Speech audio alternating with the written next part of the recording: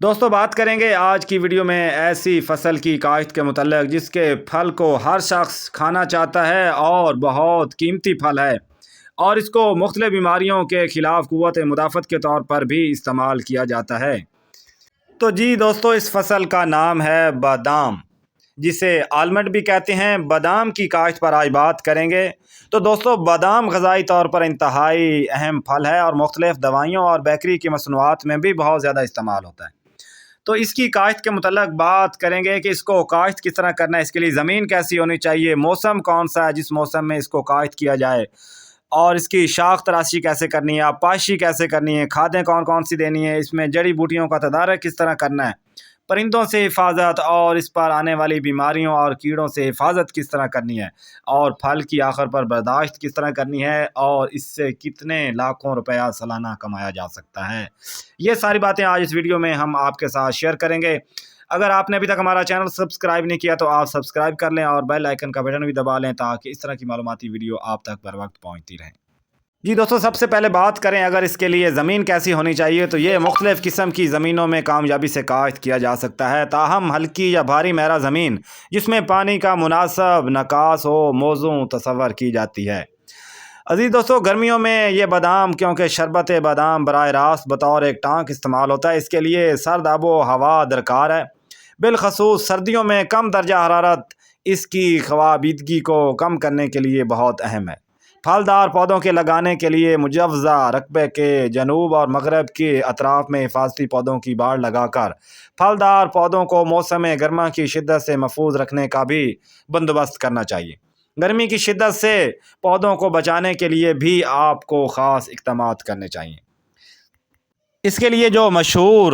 سفارش کردہ اقسام ہیں، ان میں نار پیریل ہے، جو روڈونولا ہے، نی پلس ہے، اور الٹرا اور ویسٹا شامل ہیں۔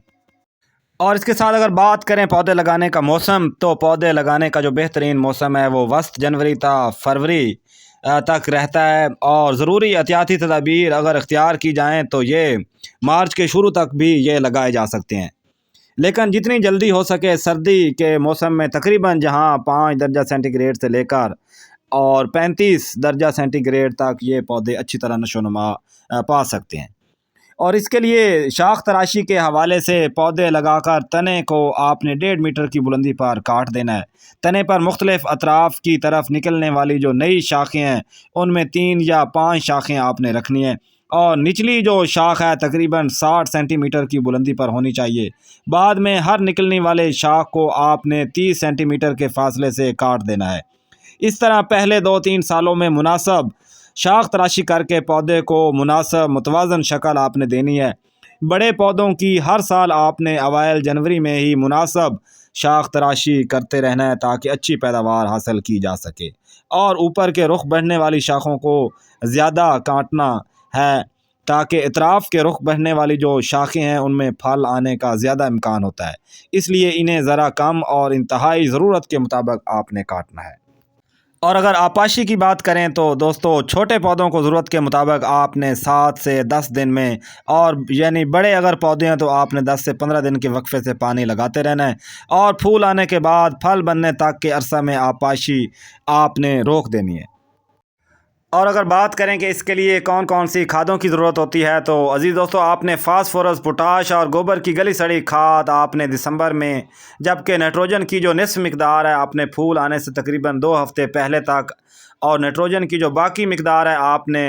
پھل بننے کے 2 ہفتے بعد تک آپ نے دیتے رہنا ہے، اور ہر مرتبہ اپنے کھاد کو پودے کی چھتری کے نیچے اچھی طرح بکھیرنا ہے اور ہلکی گوڈی کرنی ہے تاکہ